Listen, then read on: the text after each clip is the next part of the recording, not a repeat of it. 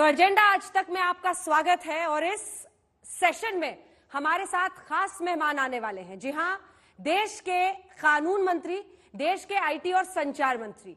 इसीलिए हमने सोचा कि तकनीक के इस्तेमाल से हम कानून मंत्री को उनके घर से यहां पर सीधा ले आए इस तकनीक के जरिए। जी हां, अब हमारे साथ यहां पर अवतरित होंगे देश के कानून मंत्री। बहुत बहुत स्वागत आपका आईटी मंत्री जी। हमने आपको तकनीक के सहारे आज दर्शकों के सामने सीधे कॉन्क्लेव के इस मंच पर उतार दिया है। स्वागत है आपका। अंजना जी, मुझे खुशी है कि डिजिटल इंडिया सफल हो रहा है। देखिए, मैं वर्चुअली आपके पास पहुंच गया। हाँ। यही तो है डिजिटल इंडिया, यही तो है चलिए टेक्नोलॉजी। इन तमाम मुद्दों पर हम चर्चा करेंगे। डिजिटल इंडिया, डिजिटल भैया भी आप बने और कहां तकनीक देश में पहुंचा, इन सब पर चर्चा करेंगे। लेकिन आज ये परिस्थितियां इसलिए आई हैं रविशंकर प्रसाद जी, क्योंकि देश के सामने एक बहुत बड़ी मुश्किल की घड़ी है। विश्व के सामने कहिए, कोरोना के खिलाफ हम लड़ रहे हैं। लॉकडाउन 4 खत्म होने वाला है। आंकड़े अभी भी बेहिसाब बढ़ रहे हैं।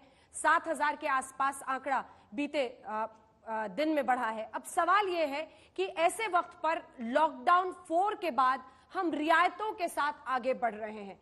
आप आज हिंदुस्तान की स्थिति कहां पर देखते हैं रविशंकर जी?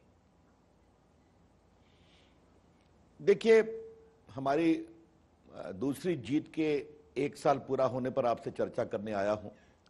उस पर तो अलग से करूंगा। स्वाभाविक रूप से आपने सही किया कि आपने कोरोना की चर्चा की। ये एक ऐसी बीमारी है, एक ऐसा अभिशाप है जिसकी कोई दवा नहीं है, कोई वैक्सीनेशन नहीं है। तो बस दुआ है और लॉकडाउन है। और मैं आपको एक बात आपके दर्शकों के लिए बताना चाहता हूं आपके माध्यम से अंजना जी, कि दुनिया में अगर चीन की संख्या को हम निकाल दें, आबादी को, तो दुनिया के 15 देश, America, England, Spain, Russia, France, Brazil, Germany, Italy, जहां पर कोरोना भयंकर रूप से आया है, इन 15 देशों की आबादी है 142 करोड़ और भारत की आबादी है 137 करोड़। अब आपको अगर मैं इन दोनों जगह मृत्यु का एक आंकड़ा दूं कल शाम तक का जी, तो 142 करोड़ की आबादी के 15 देशों में लोग मरे हैं 3,57,736। ये WHO का आंकड़ा है कल शाम का। और भारत में मरे हैं 137 करोड़ के आबादी के भारत में 4,971 लोग। मृत्यु कहीं भी हो वो पीड़ादायक है। लेकिन लॉकडाउन जो हमारे प्रधानमंत्री जी ने हिम्मत, साहस दिखा करके देश को एक साथ जोड़ कर करके टीम इंडिया को अवतरित करके जो काम किया, तो उसका नतीजा सामने आया है। दूसरी बात आपको बताना चाहूंगा, इसमें 1 मिनट बस एक और कंप्लीट कर लो, फिर आपकी बात जरूर सभी प्रश्नों का उत्तर दूंगा। कि आज भारत में लगभग जो 650 प्लस डिस्ट्रिक्ट है, लगभग 700, तो आज कोरोना बड़े रूप में कितनी जगह पर है? 20-25 जगह पर। मुंबई है, दिल्ली है, अहमदाबाद है, पुणे है, कलकत्ता है, बाकी जगहों पर है। बाकी जगह सीमित हुआ है। इसीलिए लॉकडाउन अब आगे जो होगा उसमें क्या होगा, कैसे होगा, गृह मंत्री चर्चा कर रहे हैं मुख्यमंत्रियों के साथ। 5 बार प्रधानमंत्री ने चर्चा की है। तो उसके बाद जो भी निर्णय आएगा उसकी प्रतीक्षा करनी चाहिए। ठीक है, अब हम आपकी उस भूमिका पर जरा आते हैं चर्चा को आगे ले जाने के लिए रविशंकर प्रसाद जी। जब जब प्रधानमंत्री पर, आपकी पार्टी पर हमला होता है तो आप मोर्चा संभालते हैं। राहुल गांधी ने हमला किया, कहा लॉकडाउन फेल है, रविशंकर प्रसाद जी सामने आए। आपने कहा कि देश को वो भ्रमित कर रहे हैं। राहुल गांधी ने कहा कि आप मजदूरों को सीधे पैसा क्यों नहीं जेब में देते हैं। आपने कहा हम जो 20 लाख करोड़ की सहायता पैकेज के साथ आए हैं उससे ही तस्वीर बदलेगी। अब ये जो आपकी राजनीतिक भूमिका रही है, मैं जाऊंगी जरा पीछे, अनुच्छेद 370 से लेकर चाहे वो CAA हो, इन सब पर जाऊंगी। लेकिन लॉकडाउन से शुरुआत करते हुए, ये एक बहुत बड़ा फैसला था, इससे कोई इनकार नहीं कर सकता। लेकिन जब राहुल गांधी इसको फेल कहते हैं तो फिर उनका सीधा नजर उनका उन मजदूरों पर है जिनकी वजह से और अर्थव्यवस्था में जो कमी आई है। अब इससे कोई इनकार नहीं कर सकता। प्रधानमंत्री ने भी अपनी चिट्ठी में रविशंकर प्रसाद जी साफ लिखा है कि मजदूरों को और श्रमिकों को जो कष्ट हुआ है उससे कोई इनकार नहीं कर सकता है। क्या आपको लगता है कि ये जो एक कमी रही, जो मजदूरों को दिक्कत हुई, इसकी छाप मिटाना मुश्किल होगा? देखिए, मैं राहुल गांधी की बात बाद में आऊंगा। हमारे प्रवासी मजदूरों की पीड़ा से हम सभी दुखित हैं, इसमें कोई शक नहीं है। और मैं तो बिहार से आता हूं, वहां तो हमारे बड़ी संख्या में मजदूर गए हैं, लौटे हैं। आपका भी संबंध उस प्रदेश से है। ये एक त्रासदी है और उनकी पीड़ा के प्रति हमारी पूरी संवेदना है। अब देखिए, उनके लिए 3,500 गाड़ियां की गई कि नहीं की गई, आप मुझे बताइए। आज उनके लिए 3 महीने का भोजन फ्री दिया जा रहा है कि नहीं दिया जा रहा है जहां पहुंचेंगे? भारत सरकार ने 11,000 करोड़ रुपया दिया कि नहीं एनडीआरएफ फंड से कि उनके लिए व्यवस्था करें, राज्य बाकी काम करें, क्वारंटाइन करें, स्क्रीनिंग करें। आज उनके लिए मनरेगा में 40,000 करोड़ रुपया एक्स्ट्रा दिया गया कि नहीं दिया गया? देखिए, मैं कभी नहीं कहूंगा कि लॉकडाउन सुविधाजनक है।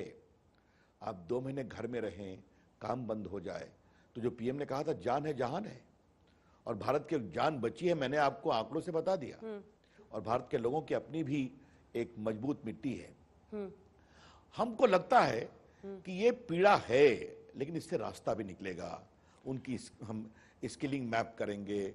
अब मुझे बताएगा, मैं बिहार के डीएम लोगों से बात करता हूं हालचाल लेने के लिए, तो मुझे बताएगा कि एक जिले में 2,000 दर्जी पहुंच गए हैं, बाकी ट्रेंड लोग पहुंचे हैं।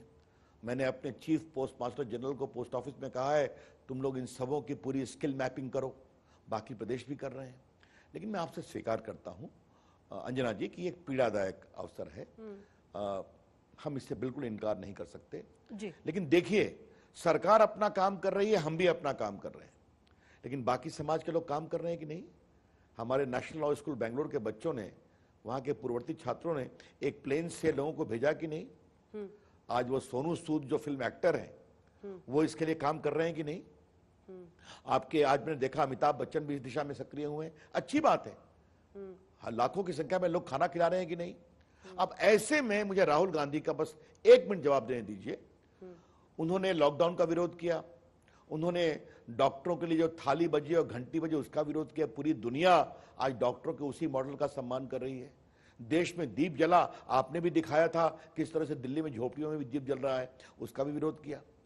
लेकिन मेरा राहुल गांधी से एक ही सवाल है, क्या हम एक स्वर में बात नहीं कर सकते? पॉलिटिक्स तो होगी, राजनीति होगी, चुनाव में लड़ दीजिएगा हमसे, हिम्मत तो हरा दीजिएगा हमको, 2 बार तो आप हार चुके हैं। लेकिन अंजना जी, मेरा उनसे बड़ा सवाल यह है कि राहुल गांधी की बात उनके मुख्यमंत्री क्यों नहीं सुनते? अमरिंदर सिंह जी ने पंजाब में लॉकडाउन किया कि नहीं? पहले ही कर्फ्यू में लगा दिया। राजस्थान में हुआ या नहीं हुआ? महाराष्ट्र में हुआ या नहीं हुआ? उन्होंने प्रधानमंत्री की बैठक के पहले ही कह दिया कि 31 मई तक हमने बढ़ा दिया। तो राहुल गांधी जी, अगर आपकी बात आपके मुख्यमंत्री नहीं सुनते हैं तो इसका क्या मतलब निकाला जाए? या तो आपकी बात में वजन नहीं है या गंभीरता से नहीं लेते। ठीक है। तो अभी ये बार बार ये बातें कहना, ट्वीट करना, ये मेरे ख्याल में उचित नहीं है। अभी देश को एक साथ संकल्प के साथ इस त्रासदी से लड़ना है। ठीक है।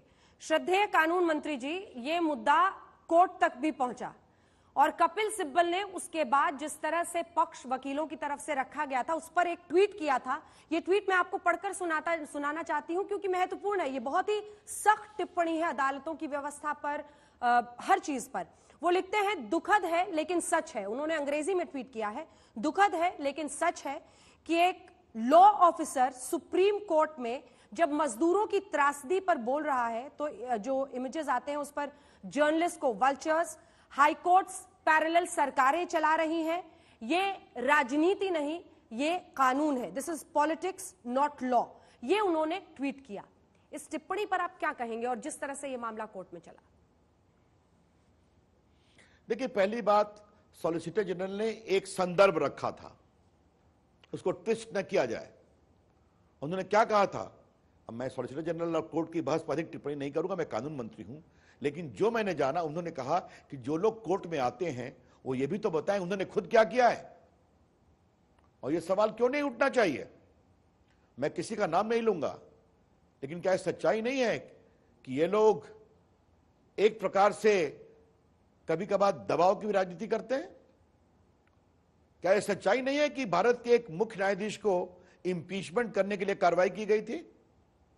क्या यह सही नहीं है कि जब उपराष्ट्रपति जी ने इंपीचमेंट के पूरे आवेदन को खारिज कर दिया तो उसके खिलाफ कांग्रेस से जुड़े लोग कोर्ट में गए थे और बाद में उसको विड्रॉ कर लिया था? ये कौन दबाव की पॉलिटिक्स कर रहा था? भारत की न्यायपालिका का हम सम्मान करते हैं, उनको हस्तक्षेप करने का अधिकार है, लेकिन न्यायपालिका को ईमानदारी से और आजादी से काम करने देना चाहिए, दबाव में नहीं। ये क्या होता है, कुछ लोग सोशल मीडिया पर जाते हैं, ऐसा निर्णय आना चाहिए, नहीं आया तो एक कैंपेन शुरू करते हैं। और जहां तक सवाल है अंजना जी, हमारी राजनीतिक विरासत क्या है, मैं चाहता हूं सबसे तेज चैनल से देश जाने। हमारी विरासत है, हमने इमरजेंसी में लड़ाई लड़ी थी, लाठी खाई थी, जेल गए थे। क्या नरेंद्र मोदी जी प्रधानमंत्री, क्या राजनाथ जी रक्षा मंत्री, क्या वेंकैया नायडू उपराष्ट्रपति, क्या स्वर्गीय अरुण जेटली सुषमा स्वराज, क्या रविशंकर प्रसाद, कोई बड़ा कोई छोटा, कोई अंडरग्राउंड संघर्ष किया, कोई जेल जाकर संघर्ष किया? 3 आजादी के लिए, आपकी आजादी, मीडिया की आजादी, इंसानों की आजादी, और तीसरा न्यायपालिका की आजादी, जब जजेस सुपरसीड हुआ करते थे। ये चरखन्ना की कहानी मालूम है ना आपको? और आज जो हमसे सवाल पूछते हैं, ये उनकी आज भी विरासत वही है कि इंपीचमेंट की कोशिश करते हैं, केस में कोर्ट फाइल कर उनके खिलाफ, फिर जाते हैं केस फाइल करते हैं, उसको विड्रॉ करते हैं। तो कृपया करके अंजना जी हमें नसीहत न दें आप। हमारी प्रतिबद्धता न्यायपालिका की आजादी के लिए प्रामाणिक है और रहेगी। और जिनको राजनीति, हाँ एक बात मैं और कहूं, क्या आप ये स्पष्ट करना चाहेंगे कि मीडिया को इस संदर्भ में गिद्ध की भूमिका में कहना बिल्कुल गलत है? देखिए, मीडिया को पूरा अधिकार है अपनी बात कहने का। हम मीडिया की आजादी का भी पूरा सम्मान करते हैं। अब उन्होंने एक संदर्भ की बात कही थी कि मीडिया को भी कैसे क्या करना चाहिए। अब उस संदर्भ को उस संदर्भ में लीजिए। मीडिया के प्रति हमारी ईमानदारी और प्रामाणिकता पर आप जरा भी शंका न करिए। देश के वरिष्ठ मंत्री से आप धकाधक सवाल पूछ रही है ना, या आपके इस अधिकार का श्रद्धा मना हम सम्मान करते हैं ना, यही तो मीडिया की आजादी है। कुछ लोग सवालों से भागते भी हैं, उसकी बात आप छोड़ दीजिए। लेकिन मैं एक बात जरूर कहूंगा, और यह बात बहुत गंभीरता से कहूंगा, चुनाव में हारे हुए लोग, बार बार हराए गए लोग, कोर्ट के गलियारे से देश की राजनीति को नियंत्रित नहीं करेंगे। मैं रिपीट कर रहा हूं, those who have been defeated by the people of India would not control the politics of India through the corridors of court. हाँ, प्रामाणिक पीआईएल है, हम उसका स्वागत करते हैं। मैं तो खुद ही पीआईएल का समर्थक हूं। ये बात आपको विनम्रता से कहना चाहूंगा। और आज देश में जितना दबाव है, देखिए, पता नहीं आपका प्रशासन से कितना संबंध है। भारत के आईएएस, आईपीएस, बाकी पदाधिकारी बहुत मेहनत कर रहे हैं। कोई भी सरकार हो, कोई उसका रंग हो, वो गरीबों को खाना खिला रही है, क्वारंटाइन कर रही है, अस्पताल ले जा रही है, ट्रेसिंग का काम हो रहा है, भारत सरकार सहयोग कर रही है। तो ऐसे में किसी को और कोई सार्थक सुझाव देना हो, पूरा स्वागत है, क्यों नहीं स्वागत करेंगे। कोर्ट पूछेगा, कोर्ट को बताया जाएगा। लेकिन कुछ लोग अगर इसके माध्यम से अपनी राजनीति चमकाएंगे तो ये उचित नहीं है। ठीक है, वर्तमान की परिस्थिति पर बातचीत करने के बाद अब मैं जरा बीते 1 साल पर और फिर आने वाले वर्ष पर जाना चाहूंगी। बीते 1 साल पर जब जाते हैं तो बहुत सारे बड़े कदम आपकी सरकार ने उठाए, जिसमें ट्रिपल तलाक को अबॉलिश करना से लेकर अनुच्छेद 370 का हटना और फिर सीएए कानून का लाना। ये 3 बड़े फैसले कहे जा सकते हैं। राहुल गांधी कह रहे थे कि लॉकडाउन पॉज बटन है, लेकिन मुझे तो लगता है लॉकडाउन की वजह से कहीं उस विरोध पर तो पॉज बटन नहीं लगा जो हम इन 3 फैसलों पर सरकार के बीते दिनों देख रहे थे। क्या आपको लगता है कि धीरे धीरे जैसे ढील होगी, एक बार फिर से परिस्थितियां विरोध की तरफ बढ़ सकती हैं, या फिर वो स्थिति नियंत्रित हो चुकी है, चाहे वो जम्मू कश्मीर में अनुच्छेद 370 को लेकर हो, या मुस्लिम समुदाय में ट्रिपल तलाक को लेकर, या फिर सीएए को लेकर देश के कई हिस्सों में? रविशंकर जी, देखिए, विरोध करने वाले तो विरोध करेंगे, लेकिन आज 370 की समाप्ति के बाद कश्मीर प्रामाणिकता से आगे बढ़ रहा है। मैं अंजना जी कश्मीर गया था प्रधानमंत्री के निर्देश पर। मैं बारामूला भी गया था, श्रीनगर भी गया था, चाय भी पी थी वहां पर खुले में। और सोपोर में वहां के जो हमारे एप्पल के व्यापारी हैं, वो एप्पल की एशिया की सबसे बड़ी मंडी है। उन्होंने कहा हमें डिजिटाइज करिए, हम देश में और कस के काम करना चाहते हैं। ये नई चाय मैं नौजवानों से मिला, वो एक नए भविष्य की ओर देख रहे हैं। जो उन्हें सियासत परोसी गई, अब सच्चाई उनके सामने आ रही है। आतंकवादी सरहद के पार से खुराफात करेंगे, सख्त कार्रवाई की जाएगी और हो रही है। लेकिन कश्मीर की आवाम का स्वर भारत के प्रति प्यार का है और कश्मीर भी भारत का अंग है। जो दूसरी बात कही 3 तलाक, उस कानून को पेश करने का और पास करने का तो मैंने ही सक्रिय भूमिका निभाई थी कानून मंत्री के रूप में जी। मैंने इस देश की खवातीनों के चेहरों पर जो खुशी के आंसू देखे हैं। और आज आपके चैनल पर मैं एक बात कहना चाहता हूं। एक हमारी उस समाज की महिला आई थी, उसने कहा रवि जी हमारी ईद भी आज है, हमारा 15 अगस्त भी आज है। मुझे लगता है इससे बड़ा कोई एम्पावरमेंट का कोई बड़ा संकेत नहीं हो सकता। जो तीसरी बात कही, हम बिल्कुल प्रामाणिकता से मानते हैं कि जो परसिक्यूटेड माइनॉरिटी की बात अफगानिस्तान, बांग्लादेश, पाकिस्तान के बारे में की गई थी वो सही है। भारत को उनको स्थान देना चाहिए। और एनपीआर पर भी बहुत चर्चा हुई। अभी आप प्रवासियों की बात कर रही थी अंजना जी, देश के सामने चर्चा होनी जरूरी है कि अगर नेशनल पॉपुलेशन रजिस्टर को ईमानदारी से काम करने दिया गया होता तो आज कितने प्रवासी मजदूर किस किस प्रदेश में हैं उनका डाटा बन गया होता कि नहीं, मुझे बताइए आप। इस डाटा को लेकर, स्किलिंग को लेकर कौन किस प्रदेश के हैं, तो ये सब तो देश हित में है और होना भी चाहिए, ऐसा मेरा मानना है। ठीक है, मजदूरों की चूंकि आप ही ने बात छेड़ी है, उत्तर प्रदेश, बिहार और कुछ हद तक पश्चिम बंगाल भी सबसे ज्यादा जो प्रवासी मजदूर हैं उनकी वापसी इन्हीं राज्यों में हो रही है। योगी जी कह रहे हैं कि वो नया कानून लाएंगे जिससे अगर दूसरे राज्य को उन श्रमिकों की जरूरत है तो उनको उस सरकार से इजाजत लेनी होगी। अब इसका अर्थ समझना होगा। इसका अर्थ ये होगा कि एक देश के ही अंदर राज्यों में एक दूसरे के इजाजत से ही कोई जा पाएगा नौकरी करने के लिए, जैसा अब विदेशों के साथ होता था। क्या आप इसके समर्थक हैं?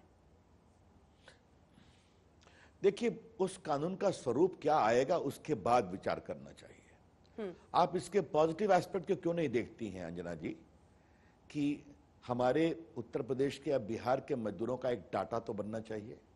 अगर कोरोना ने इतनी बड़ी चुनौती देश के सामने की है तो क्यों नहीं उसकी चिंता की जाए कि हमारे बिहारी कोयम्बटूर में है कि लेह में है, यूपी के लोग कहां पर हैं, कन्याकुमारी में है कि नॉर्थ ईस्ट में है, बंगाल के लोग। क्षमा करिए, मैंने मालूम किया है बहुत से कर्नाटक के लोग भी बाहर गए हैं, मैं मालूम करता हूं मध्य प्रदेश के लोग भी बाहर गए हैं। संख्या कम होगी तो भारत में जो हमारे मजदूर, और ठीक है देश एक है, कोई भी कहीं जा करके कमाई कर सकता है, इसमें कोई नहीं है। और बहुत से प्रदेशों को बनाने में इन प्रवासी मजदूरों ने बड़ा काम किया है।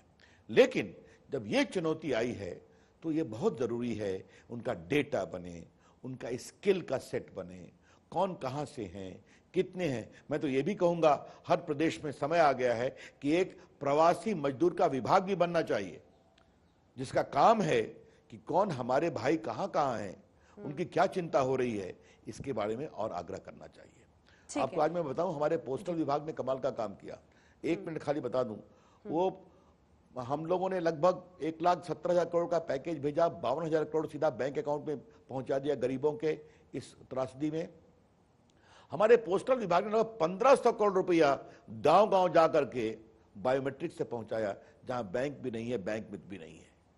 तो इस तरह से देश जो एक समावेशी बढ़ने की कोशिश है चुनौती में, उसको लेकर लगता है कि आगे और प्रभावी रूप से काम कर सकते हैं हम लोग। ठीक है, इससे पहले कि हम आने वाले भविष्य पर और चर्चा करें, बीते 1 साल पर एक और कंक्लूसिव अगर मैं आपको मौका दूं कि आप बताएं सबसे बड़ी उपलब्धि आप क्या देखते हैं, क्योंकि कंटिन्यूटी में तो ये 6 साल हो गए मोदी सरकार के। रविशंकर जी, सबसे पहली बात है कि नरेंद्र मोदी जी 14 में पूरा बहुमत लेके आए 30 साल बाद। 84 में इंदिरा जी के डेथ के बाद मेजॉरिटी आई थी, भूलिए नहीं। और 19 में अपने काम के आधार पर उनको और बड़ा बहुमत मिला। शायद नेहरू जी के समय में 50-60 साल के बाद ये पहली बार हुआ है। इस बात को समझना चाहिए। और आपने खुद चुनाव प्रचार में भाग लिया देश भर में, मोदी जी के खिलाफ कितने शर्मनाक बातें कही गई थी। जनता ने उस पर विश्वास किया और आज भी जनता उन पर विश्वास करती है। 3 बड़े काम तो मैंने बताया, बाकी बैंकों को हम लोगों ने एक साथ जोड़ा। ये 20 लाख करोड़ का पैकेज कोई छोटी बात है।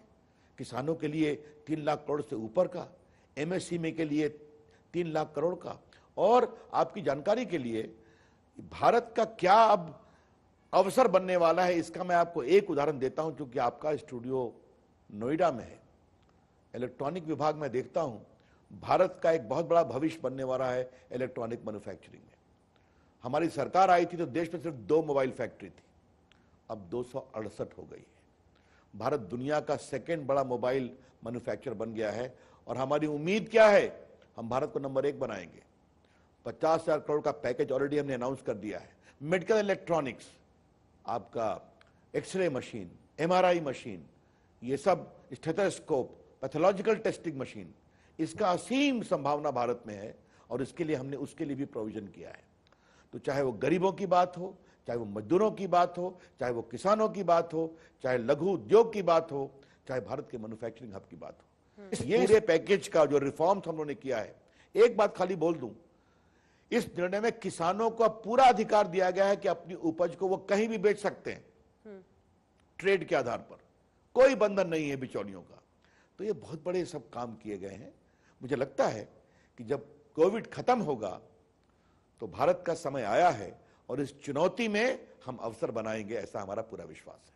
ठीक है, मुझे आपने चुनाव की बात की तो पटना की वो गलियां याद आ गई जहां पर आप चुनाव प्रचार कर रहे थे और हम लोग आपकी कवरेज कर रहे थे। एक आखिरी सवाल चुनाव पर होगा आने वाला, क्योंकि बिहार में चुनाव की परिस्थिति फिर से आ सकती है और वक्त आएगा ही अगर परिस्थितियां ठीक होती हैं। लेकिन उससे पहले एक सवाल, देखिए आप कानून और आईटी और संचार मंत्री तो जरूर हैं रविशंकर जी, लेकिन आपकी नजर अर्थव्यवस्था पर भी रहती है और इससे कोई इनकार नहीं कर सकता कि पूरे विश्व में हम जबरदस्त आर्थिक त्रासदी इसे कह लीजिए उससे गुजर रहे हैं और आने वाले वक्त में उसका क्या परिणाम होगा, किस स्वरूप में होगा, इससे हर कोई भयभीत है।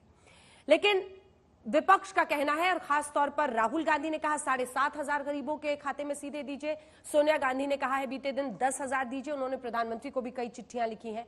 इन सब पर आपकी टिप्पणी, क्या आपको नहीं लगता है कि जिस 20 लाख करोड़ के आर्थिक पैकेज के साथ देश आगे बढ़ रहा है उसमें आप कान मतलब दूसरी तरफ से पकड़ रहे हैं, आप सीधे नहीं पकड़ रहे नाक को, मतलब आप लोन के लिए इजी रख रहे हैं आप टर्म्स, लेकिन आप सीधा पैसा नहीं दे रहे हैं, जबकि ये वो वक्त है जब लोगों को दाल रोटी के लिए शायद सीधा पैसा चाहिए।